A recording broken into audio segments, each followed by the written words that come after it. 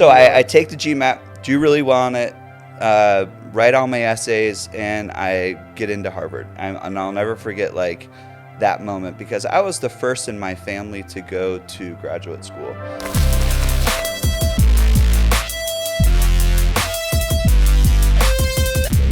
Because of what he did with the brand of the Grit and how he blew it up. He made door-to-door cool. Mm-hmm. Like he made the door-to-door space kind of a swaggy space for kids. Totally. Or before he made big sales guys look like celebrities. Exactly. You know, that's before what he brought. No one cared. No one was posting on Instagram. Yeah. You're big.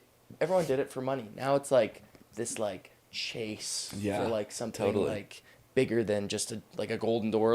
You just have this clout in a sense, which is I love Josh. Yeah. Great. Are you closest with Josh? Do you think out of the Nelsons? For sure. Yeah. Yeah, that's who I met first, and then kind of hung out with Wills after. Okay. Yeah. That's amazing. And then what? Great family though. Oh, phenomenal. Are you pretty close with Bob?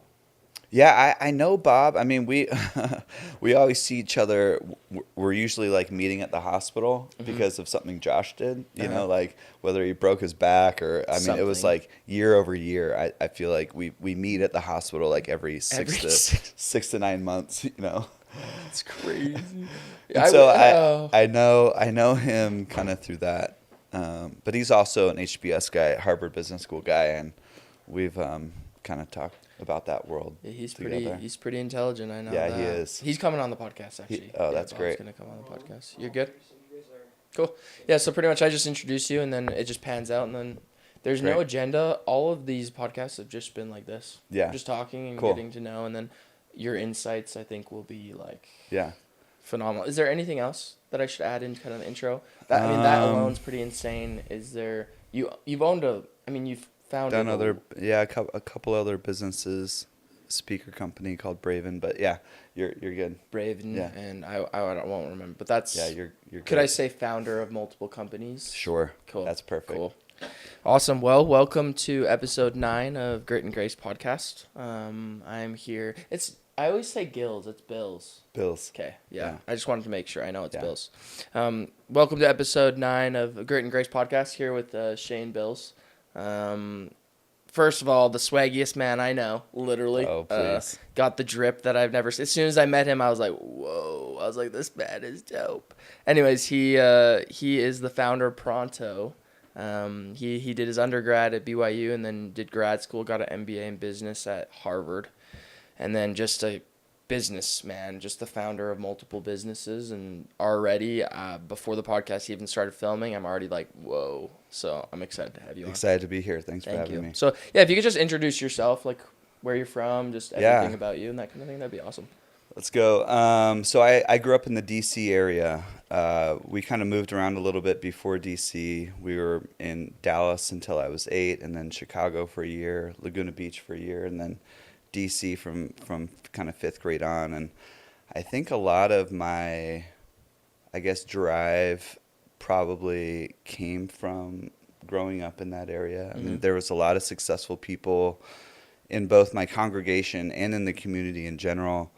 And it seemed as though it's sort of flipped because here in Utah, I find that there's actually not a huge emphasis on education, but their education was everything. And the school that I went to was a top 10 public school in the country in terms of test scores. And so there was a really strong emphasis on education there. And when there's a strong emphasis on education, there's a lot of access to a lot of different ideas.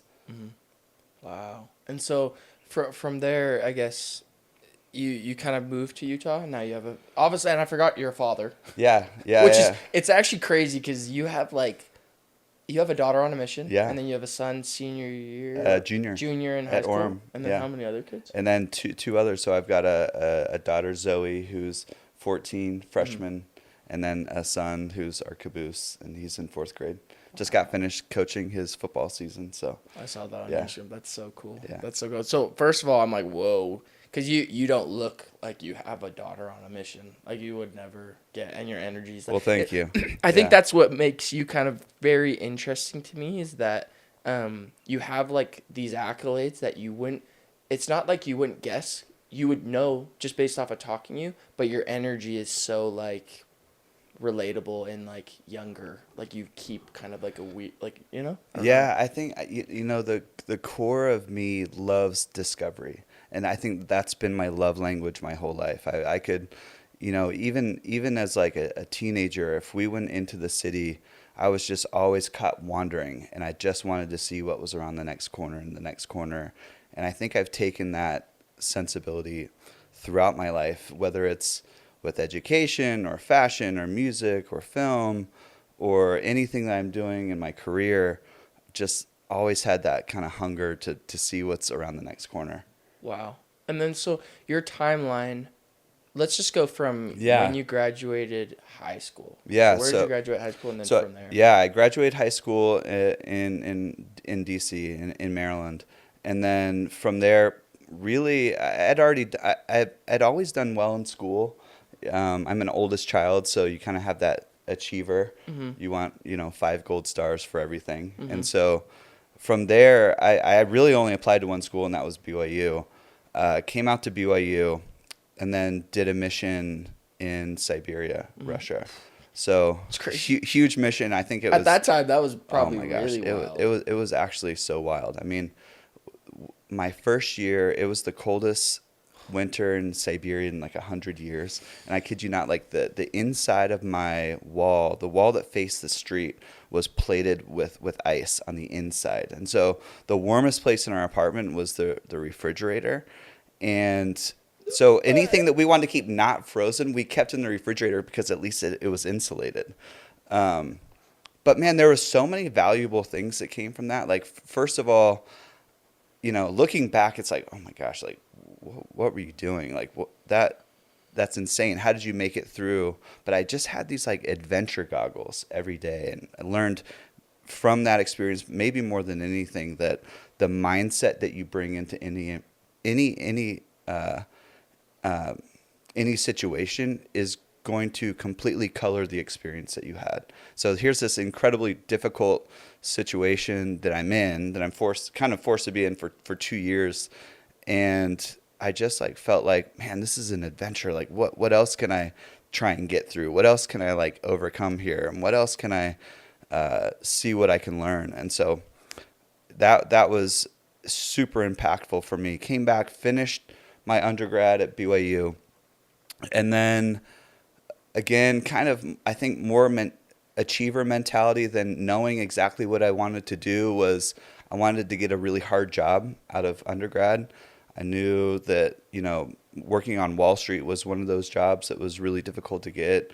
Did the rounds of interviews, talked to a ton of different people, and then landed a job at one of the investment banks on Wall Street called Credit Suisse. Is this after you graduated Harvard? No. This is after undergrad, and so I had just gotten married, and we moved to Brooklyn. Did my first year. I mean, it was crazy. I mean, I'm working probably until 2 or 3 a.m. 7 nights a week. Like literally had zero control over What my. what is it? I always hear Wall Street. I'm Yeah. like, nah, I don't really like. Yeah. I wouldn't say I'm the brightest candle in the room. I know how to burn, but I'm Yeah, not the bright. for sure. What is that? What does that mean? Like, what Yeah, were you doing in Wall Street? so an investment bank is going to have different aspects to it. Where I was working was in mergers and acquisitions. So Okay. we were representing really big companies who wanted to either divest a company or acquire another company, and we would come in and we would basically take on these clients, go in and value these businesses, do all this detailed analysis around how much they should buy this existing asset for, and then help basically do the transaction. And so that's what and I didn't do finance undergrad, and so I'm in a crash course over the summer learning how to value companies, learning like finance 101, starting off of finance 101 and kind of learning everything around financial valuation and all of those methodologies. And so it was a huge challenge. I mean, the learning curve was crazy. The culture is crazy and toxic and all the things that you read about. And it was wild. I mean, I felt like the hardest thing for me was just having zero control over my life. I think my wife at one point she bought a goldfish so she would have something alive with her in our apartment right in Brooklyn, because it was just like we never saw each other. After my first year, I thought there was this opportunity in Singapore, and so I went and did the same thing, same bank for Credit Suisse in Singapore. Work culture in Singapore was even more insane than it was in New York. I felt like at least in New York, the managing directors would peace out around 7 or 8 or 9, and the managing directors weren't piecing out until midnight, which meant no one's leaving before like 1 or 2 a.m. in Singapore. And so did that my second year, but got the opportunity to work all over South Asia. So I was traveling every week to India and Malaysia and Philippines and Thailand and Vietnam, and working on really cool transactions. Got to do some really cool traveling with Hannah, How old my are wife. you at this time? I'm 23. Holy. Yeah, That's so it's crazy. it's a big job for a Do 23-year-old. do you think that's pretty rare? Like, do you think like what do you think like the transition from BYU? Do you feel like the information, the education that you received in BYU directly translated to what you were doing? Yeah, that's a good question. I mean, for me, I felt like I feel like education is what you put into it. And so for me, what I got out of my education is just the ability to digest a lot of knowledge very quickly and effectively. And that's what so undergrad I did. So I did this global economics major, and then I had like a Russian minor. Um, and Your so, mission, yeah. yeah, exactly. And so beyond that, though, I didn't really learn anything specifically that I took into into that next phase of life. But I did feel like it. I mean, I don't think even if I would have been a finance major at BYU, I think I have a lot of different opinions on what you should do in undergrad or what you should try. But for me, like I don't feel like I had a lot of great mentors at the time that were kind of like guiding me on exactly what I should study or what I should be getting out of it. I was mostly just trying to achieve. And I think later in my life, I feel like I started figuring out, well, let's not just go around collecting merit badges. Let's like actually figure out what you really want to do instead of just achieving at all costs. So at 23, you feel like that was kind of your motives, was like the merits, like the Totally. kind of like you were just Totally. like, I just want to be Totally. like, And then I'm like stuck, and then I'm in this job where I know pretty quickly that I didn't want to be in that job for a long time. Like I looked at the guys ahead of me, the managing directors that are there till midnight, the kind of lives that they had, the kind of relationships that they had with their wives and their kids. And that was just something that I didn't want, right? I knew that it was really hard for them to have any sort of personal interests or meaningful relationships. And I knew like pretty quickly that I wanted to go another route, that part of my life is much more important to me than my career. And so, I'm working this job. We actually moved back to New York City. We have our first daughter. you're 23, 24. Yeah, at this time, exactly. So 24, 25, I have my first daughter when we moved back to New York City. And then I'm like, okay, so what's my escape plan here? I knew graduate school was a thing that sort of allowed a lot of people to pivot from one career to another. And so it was crazy because, again, I'm working those crazy hours, and now I'm trying to study for the GMAT, and I'm studying between midnight and 3 a.m. and did that What's for the about GMAT? The GMAT is just a test that you have to take to get into any sort of business program. That's what The they master's yeah program or exactly anything the like that. master's programs. And so I did that. Are you back in Got a good Utah, school. or you went back to New York after Malaysia? After Singapore, back to New York City, and we're living in the city, kind of close to Madison Square Park, which is where the first Shake Shack opened, and it opened while I was there. And so literally, the basement of our building is a restaurant called 11 Madison, which is always on the top 10 lists in world restaurants. So it's like probably a Michelin. It's a yeah, Totally. And the chef there Whoa, had this concept. this is cool. The chef yeah. there had a concept for a burger shack. And so he opened up the Shake Shack, which was literally a shack outside in the park. And even the first week that it opened, there was probably a 2 or 3 hour line. So we would take the other analysts, we would take turns waiting in line. And so I was probably like one of the first 100 people that ate Shake Shack, and then it of course blew up. But it was cool being in New York City. That's actually a cool story that a Michelin star restaurant, was it more of a fine dining experience, like the one that Totally, and yeah. so he went from that to a shack. Well, exactly. So everyone was like, of course this is going to work, right? This guy doing that is that's, and then it was. But it's cool being in a city like New York. I think it's probably the most inspiring city I've ever been in, because you see these type of things happening on a weekly basis, right? Just extraordinary people doing extraordinarily creative things in different fields. Whoa, that's amazing. Okay, Yeah. so now I take the GMAT, do really well on it, write all my essays, and I get into Harvard. And I'll never forget like that moment, because I was the first in my family to go to graduate school. So, it comes out the one day, and that at like 12 p.m. on Wednesday is when everyone finds out. And I open up the email, and I'll never forget seeing that first line, like, congratulations. And literally like shut my laptop, ran like 7 blocks home, hugged my wife, and we were like, then it was, we knew what at least the next 2 years of our life looked like.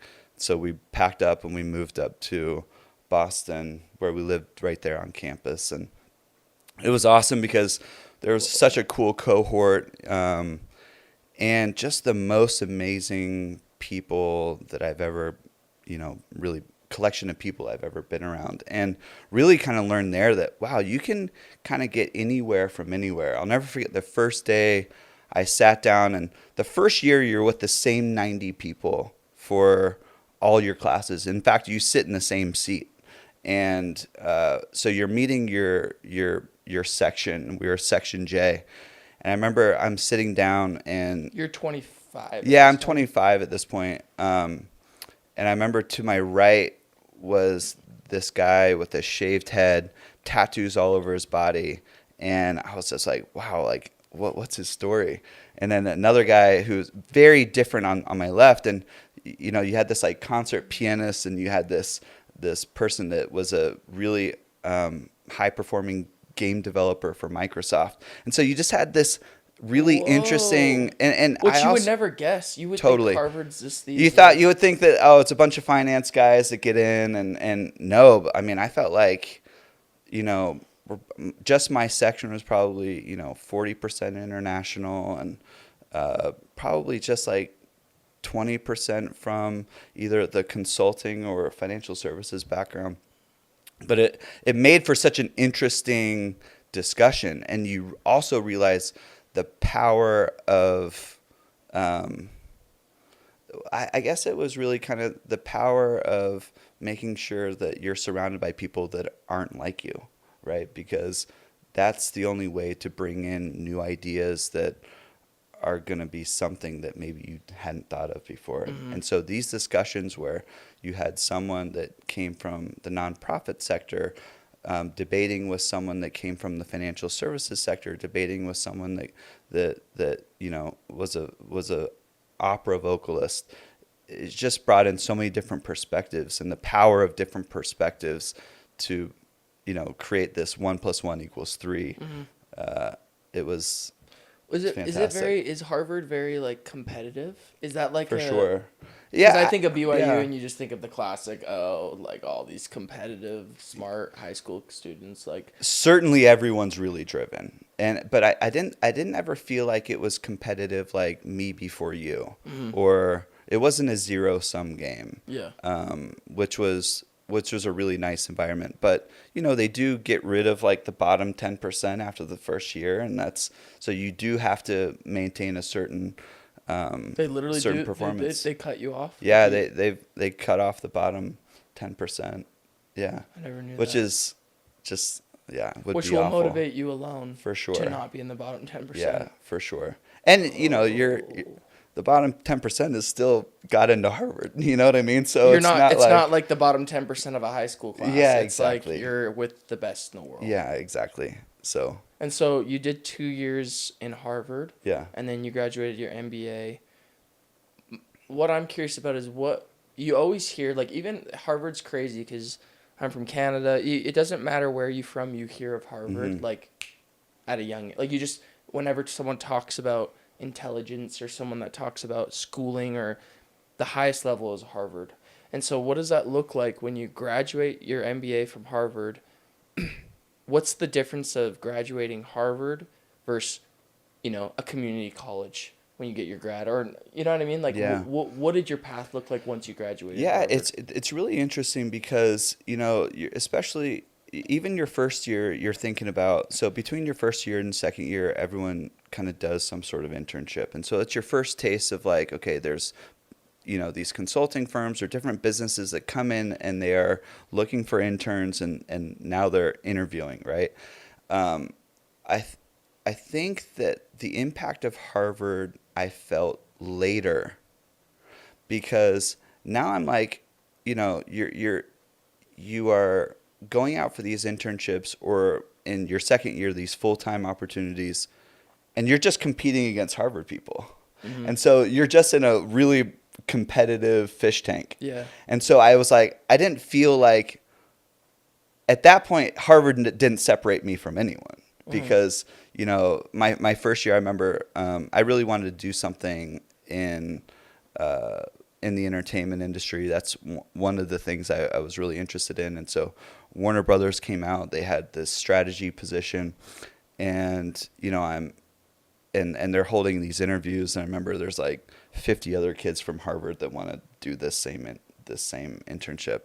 And so I'm sitting there and I'm thinking like, man, how am I going to differentiate myself? Differentiate yourself. And that's where I was like, okay, I've just got to be me to the core of me and whatever that looks like. And because there were parts of me that were pretty different than I felt like a lot of the other Harvard students. And I felt like I've always had a really strong creative bent to me. I've always been highly interested in fashion and film and music and The art side of things. Yeah, the arts for sure. Do you feel like that alone was the biggest separating factor? For sure. Because I can imagine all these other guys not, caring, like walking Totally. to Harvard, no fashion, no Yeah. sense of like art, no Yeah, sense of for sure. There's a lot of interesting people there, but yeah, there's the stereotype, right? Yeah. That wears the Patagonia fleece and the I can khakis. see it. And, Oh, yeah, I can you know see what I it. mean? Yeah, like, yeah. there's definitely the stereotype, Yeah. and so and it's funny. You go there, and your natural inclination is to be like, oh, I need to fall in line with that. in line But with it. I think my own personal magic happened when I figured out that falling in line was actually not the way to go. Yeah. And that's so interesting. And so did you get into an internship? Yeah, so I ended up interning. I actually split my summer. I spent half of my summer interning at Warner Brothers and then half of my summer interning at a venture fund. Okay. Yeah. And then from there, what kind of happened from there? Yeah, so I graduated from Harvard and I know that I want to basically transition from financial services to operating startups and small businesses. So I actually joined a company out here that was called Move Networks. And at the time, it was kind of like, it was streaming online media for the biggest brands in the world, the NFL, ABC. And at that time in the entertainment industry, you didn't have these destination sites that we have now, like What year is Hulu. And this is 2009, Okay. 2008, 2009. So I graduated in 2008. And this was like I think my second MBA was I joined the company that literally within the first 9 months, we had an offer to sell to Microsoft for $500 million. And the CEO said no to it. And then over the next year, I saw everything that could go wrong with a business go wrong with a business no. and watch it. And I I was on the executive team, so I had like it was like living a Harvard Business School case, and it was probably definitely one of the most influential things that happened to me in my career is just watching it firsthand and then taking those learnings with me, kind of going forward. You just watched it corrupt. Yeah. That they probably were really like regretful of not taking the 500 Oh, million. for sure. I mean, they That'll ended keep up you like up at basically fire selling for zero. That'll keep you up at night. Yeah. For sure. So you've seen not only the business side, but you've probably seen the emotional toll For on sure. people in business when you see the corruption Oh, yeah.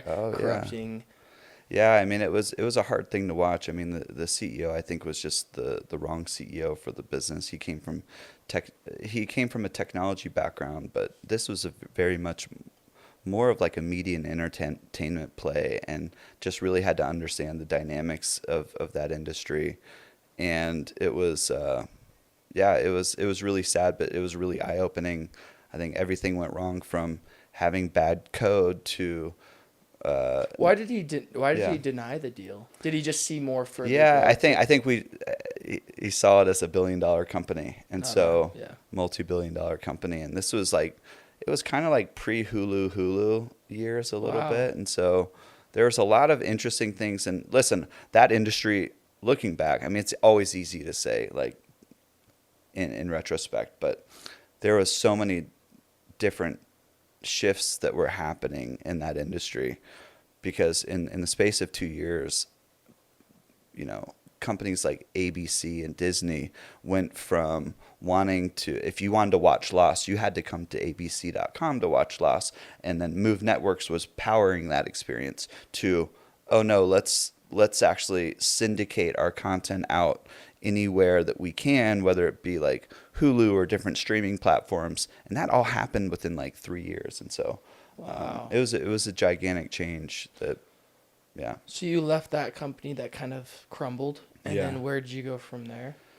So from there, that was a really interesting time, because from there, it was probably one of those moments where it was like, what do I do next? Because the really kind of the financial crash happened then, and now everyone Oh yeah. now Yeah. everyone's like, okay, like no one's hiring, no one's doing anything. So there is that aspect. Sorry to cut you off, but Yeah. there is you know the aspect of like I have friends that graduate from BYU and they still like aren't really finding any job. It's kind of like Yeah. this sense of education. You graduate, you get your graduate, and it's just like some people are just like, oh, where do I go from here? Was there even a sense of that feeling? For even after sure. I Harvard? mean, like for sure. I mean, I saw my entire class and an entire class behind me that were all looking for jobs kind of at the same time. And so you don't feel like, again, I think, you know, graduating from Harvard, it was certainly nice, but the jobs that you're going after are the same jobs that your classmates are going after. And so as well. you have to be, I think, be really deliberate on what you're looking for, but also opportunistic, and utilize your network really well. And eventually, I joined with a company. It was called Braven, so it was actually out here. We ended up moving out here. It was a speaker. The only time you lived in Utah was just BYU at that time. Yeah, exactly. For you, okay. Yeah. So you moved back to Utah. Moved back to Utah. It was a speaker company, and we built that up and ended up selling it to a company called Incipio. And then after that, one of my professors from Harvard, a really well-known professor, Clayton Christensen, he was the father of disruptive innovation, extremely influential at that time. I actually went to hear him speak downtown in Salt Lake. And You were saying he's like the 13th apostle in Yeah. the LDS church. he's kind of he was considered that for, I mean, because he would consult with the First Presidency on almost a monthly basis. Just a really bright individual. I mean, he won the Global Thinker Award, I think 4 or 5 times, which means you're the most influential person in business in the world. And Was he? and beyond, like, Wow. I mean, I got to know. So anyway, he comes out and speaks, and there's this big long line to talk to him, and I see him, like, because I took his class and I did well in this class, and his class is really difficult to get into. You have to like rank it number one. There's this whole So there's ranking getting system. into Harvard, and then there's Clayton Christensen's class, Totally, which is like totally. And you know, I knew I wanted that experience of taking his class, and I got in and did well in it. But he sees me and he kind of walks over to me. This is like one of the weirdest moments of my life, I think, because you know, you always wonder, like, does he even know who I Even know am? who And he's you like, are. hey, and he just comes over to my table and says, Shane, what are you doing right now? And I was like, kind of looking around. I was like, well, you know, I just finished dinner. And he's like, no, I mean, like, professionally, let's work on something together. And so when he said that, I was like, whatever I'm looking at is gonna drop it. drop it, because this kind of opportunity. And so we spent the next 2 years. So we spent about a year doing research on a fund concept that we wanted to do together. We were going to raise a venture fund, and then the second year we started raising that fund. And one of the biggest bright spots in my professional life, because getting to know this man who is literally brilliant, but is a better person than he was academically. Like his humility, the way that he saw the world, the way that he made sense of the world around him, the way he prioritized people and faith was it really kind of changed my life. Talk about mentorship. Yeah, just like it was.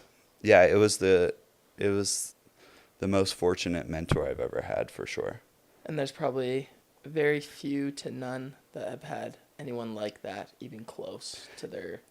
Yeah, I mean, looking back, it was it didn't. So the second year, he ended up.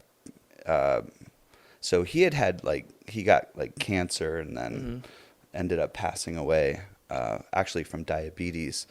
And so we had to stop what we were doing together, but I would do it a million times over. Mm-hmm. And Yeah. so from there, which is like, whoa. That's Yeah. like- So from there, I actually met my co-founder of At Pronto. this point, are you making money? Like you've made money already? Yeah, or like- I've made some money, but I just went 2 years where I wasn't. I mean, I was getting paid some sort of like project fee for working on this. I was kind of the only full-time person putting together this fund, but you know, I definitely, you know, I needed a job after that, and so it was interesting. Like I met my co-founder of Pronto during that timeline, because I was meeting with different business owners. My co-founder had just sold a business. It was a social media marketing company that he had just sold, and he took the type of financing that we were looking at doing for this fund. Mm-hmm. And again, that was sort of fortuitous, and I liked him immediately. He had a really great reputation, and so we decided, you know, let's work on something together, and that's when we started what became Pronto. Okay. Yeah. And so, but at this time, I remember you telling me at your son's football game that you had Bubbles. Was another one? Yeah, Was so- that pre-Pronto? So So that you was had all of these little. Yeah, exactly. That was a Bubble that became Pronto. So Bubble was basically so what Pronto is Pronto is a communication platform that on one side that we sell to colleges and universities, and we partner with, you know, Blackboard and the biggest LMSs like Canvas, and we're able to do these campus-wide deployments that help kind of bridge the gap between faculty and the administration and students. Everyone's kind of immediately connected. It's an amazing product. And then on the other side, we sell to businesses, which helps power communication for like sales teams and restaurants and car dealerships. But the first version of that was a company we called it Bubble. And Bubble, really, we set out to make a better form of GroupMe. So it was going to be a free product.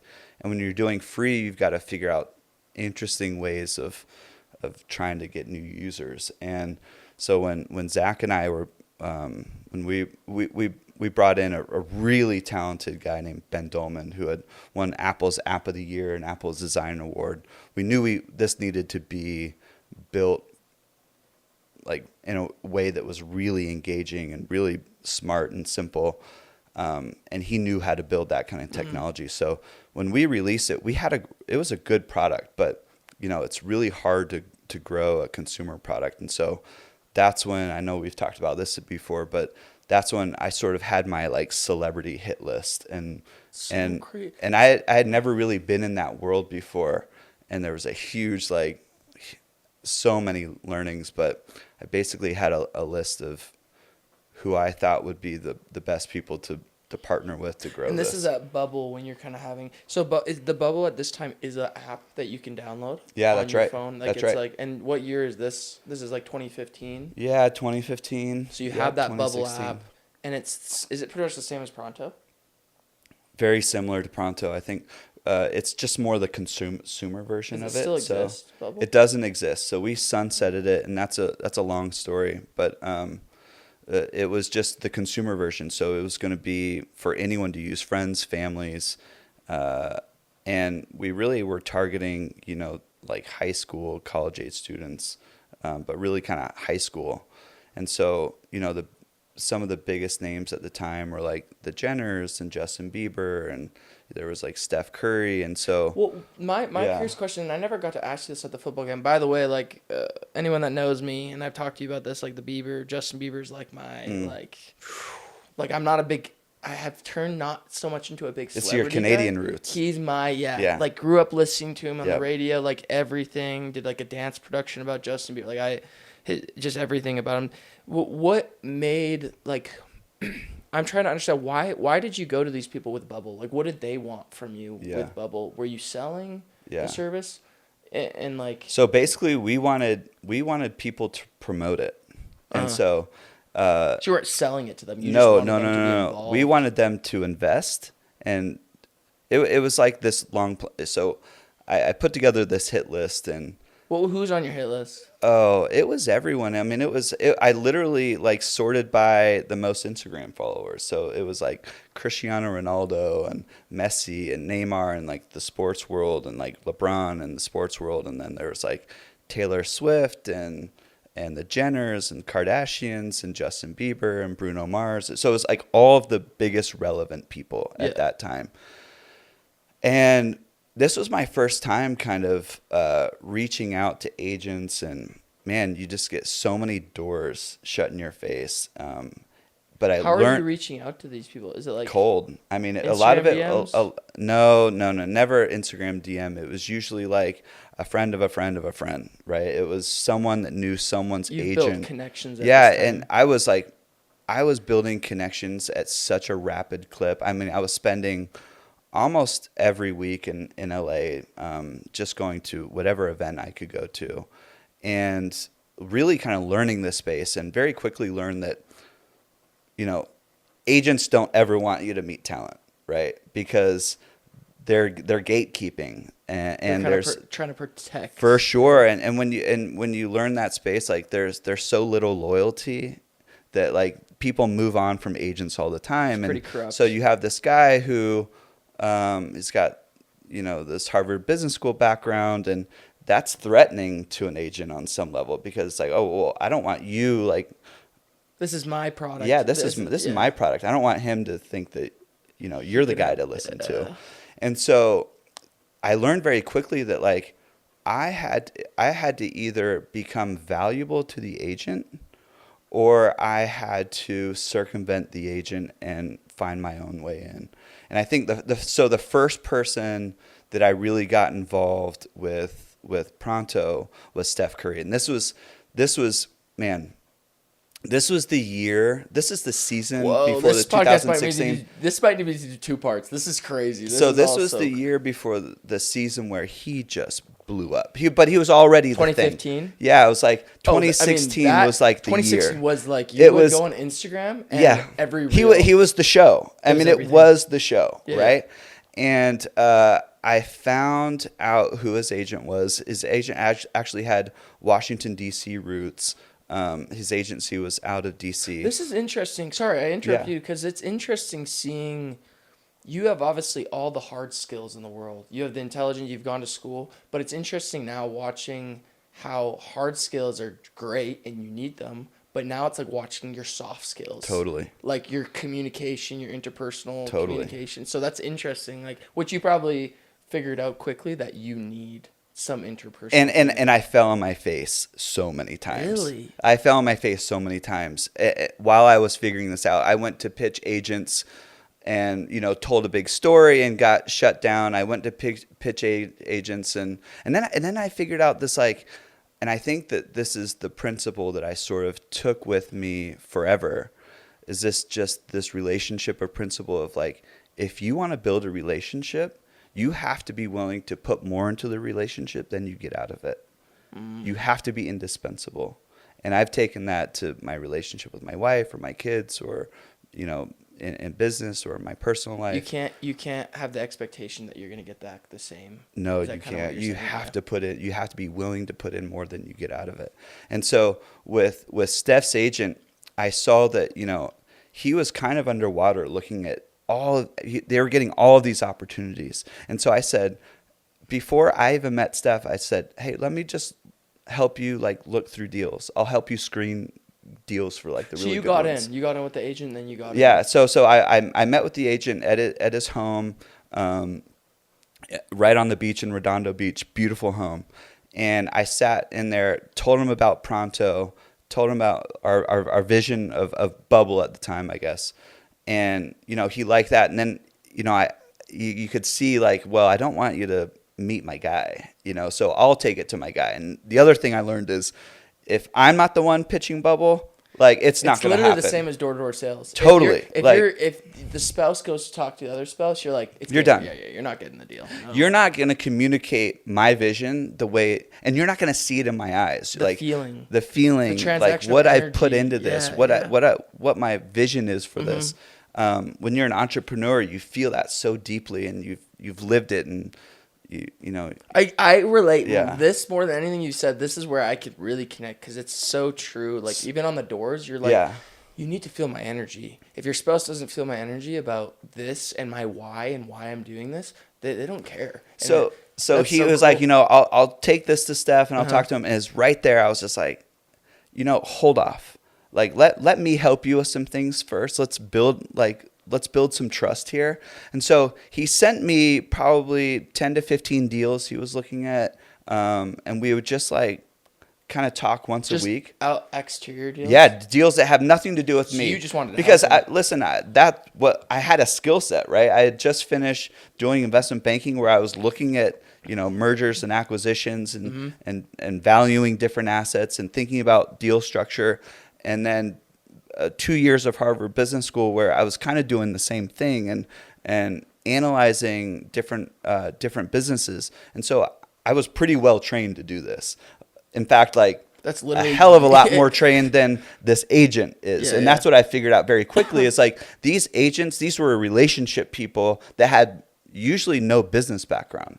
And so if I can bring my business background and do something for them and build that trust where I made myself indispensable to this individual, then that was my way. And so, again, we, like, built a great relationship, and then it was just like, okay, let's have you meet Steph. And so I flew out to LA. He had me meet them This is 2015. 2015, right before the 2016 season, and had me. We were gonna meet at the Montage Beverly Hills. You know, I've got all my stuff, and this is kind of like the first big name celebrity I was meeting, and. Are you confident? Or are you kind of? Yeah, I was pretty confident, but still, you're like, you know, I knew how much time it took to, like, get to this point, that there's still that pressure that's building where, man, I better not, like, screw this up, because this has, like, been a month of trying to get to this meeting. Yeah, right. yeah. And there's been, like, probably 8 meetings that have gone in with the agent just to get to Just this to get one. to Right. Steph, yeah. And so I'll never forget it. Like, Steph gets out. He's just finished a workout, and couldn't have been, like, a nicer guy. Like, he just had such a genuine vibe. And I think this is a testament to the way that he was raised, and I've met his family, and just a beautiful family. But we just went and grabbed lunch, and I just kind of laid it out there, and I went for it. Just told him this is what the vision is, and this is why I think you should invest, and this is what I think we could do together, and kind of closed it right there over lunch. And he was just like, let's do this. I'm excited to be a part of it. And so, like, within a month, you've got Steph Curry posting like these stories about Bubble, and and we'd see these traffic spikes that were just insane. And so from there, it was like, okay, so who else, but I also learned another very, very valuable lesson in terms of like building new relationships. And that was just this idea. I'll never forget. So I had that meeting with Steph, and it was the night before a game. So the next day is a game. And he was just like, hey, I'll leave you tickets for the game. So I was stoked. I went. I can't remember who I went with. I brought a friend and went to this game. And I had from all of these meetings, I knew that like if you want someone to remember you, you have to have 2 or 3 like significant interactions within a small period of time, especially with like a celebrity who's meeting all sorts of people, getting pulled in all different directions. Yeah. And so I had that meeting. I think it was on a Wednesday at the hotel. Next day is Thursday. It's at the end of the game, and he's walking out the tunnel, and I'm like, I tried to get back there, and it was getting blocked. I literally jumped the guard, and the security guy kind of went towards me, and then Steph saw me. He's like, oh no, he's with me.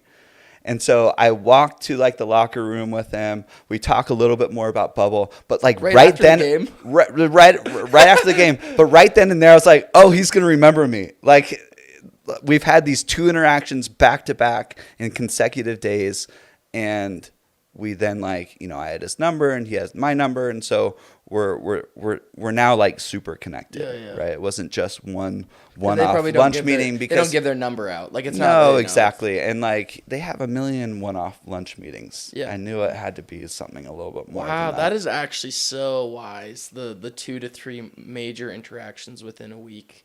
Especially with people like that. Wow. Keep going. This is insane. Yeah. Yeah. So, and then it just like, I can't remember exactly who the next meeting was, but within like the next few months, I remember I was over at like Jared Leto's house a few times. He was filming the Joker because I remember he had the green slick backed hair. Again, another really, really thoughtful person actually that does a lot of different interesting business things and knows about investing. And so he was very, very intelligent and thoughtful. I was at Bruno Mars's house a handful of times. Bruno Mars's agent ended up investing as well. So this kind of Steph Curry was kind of like the first kind of like one that you were like, okay, now I'm like understanding that if I get these 2 to 3 did you learn that through experience, or did you kind of like learn that through Harvard, like, hey, have 2 to 3? Like, no, through experience. Just like kind of neat. Yeah, it was actually looking back on the Steph Curry one. I was like, I knew that I needed another interaction, and I looked back on that. It was probably a month later. I was like, oh, the reason why we ended up like that stuck is because I had those 2 interactions, and I knew like going forward that was kind of my pattern.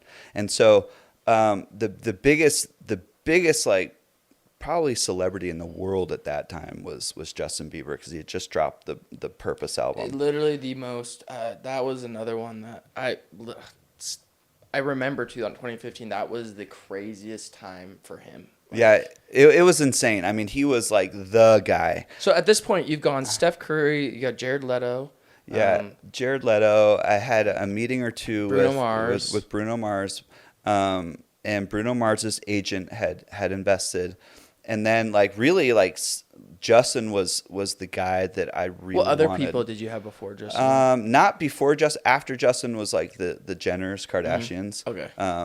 But with Justin, it started with his agent, and I went out and flew out, met with Scooter Braun a couple times, and then Scooter was like, probably the most protective agent. Oh, in the history of agents, right? And he and Justin had as I got to know the camp a little bit, I didn't know this at the time, but it was a difficult relationship there because they had worked together for so long. And in any kind of relationship, especially that you work with someone for that long, there's going to be issues. But he was like, so Justin's, he's doing the Purpose Tour, and he's like, why don't you come out to London, right? Where he's going to have 4 nights at the O2.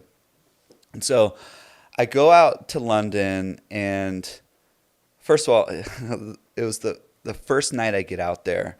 I meet Justin's bodyguard, a guy named Mikey, and then I just see how difficult this is going to be to get to Justin, because there are like a million different walls, and I can tell for me, like, I want to get to him because he's the person that I want to make the same principle as before. And I know that if, he's got an agent, he's not going to really get in that involved if I'm not doing the pitching. The amount of people that he has trying to so I show up to the stadium, and it's before the stadium, and I'm getting kind of rushed back. I'm and then all of a sudden I find myself in this like pre-show prayer circle where my one arm is around David Beckham, and the other is and he's got his kids on his other, and then the other is his like backup dancers, right? And we're doing this like pre-show, and that's like probably the first time that. Was Justin in the circle? Yeah, he was in the circle. Didn't talk to him at the time. Yeah. But I am, we're in this separate sort of VIP section that's in front of the stage, and I'm hanging out with a few other people. So right hand on Beckham, and then the other hand. Backup dancer. Right. Okay. Backup dancer. Yeah. He's just got fantastic backup dancers, and this was the first night, and I'm hanging out with the agent, with Scooter, one other guy who's one of his business guys, and then there's these 3 women there, super super nice, and I'll never forget. This is where I probably sounded the stupidest that I've ever sounded. So I'm it's just hilarious looking back at it, because I'm talking with this woman. She's super friendly, and she's like, how long are you going to be in London? She's like, oh, you should come, my family has a place in the countryside, we're going there tomorrow. And I'm like, I'm just like, I don't know who you are, like I'm married, I don't really want to be hanging out with this like group of women, but they were super nice, and it was totally platonic. Wait, can I say something? Yeah. Do you have a little more time? Could we do another part 2? Okay, well, we just finished part 1. We're going to have a part 2 series. As Shane was talking, I was just like, whoa, there's so many nuggets and so many things that I think would be poignant in the podcast. So for now, we're going to cut it and use this as part 1, and then we'll have you come back, and then we'll do a part 2 and kind of finish out the story. We have some insane stories, and I'll just kind of hint stories about how Shane knows Justin Bieber and probably a few other people. I can only imagine, and a few other more stories. So yeah, we'll cut it off here and then. Great. Yeah, awesome.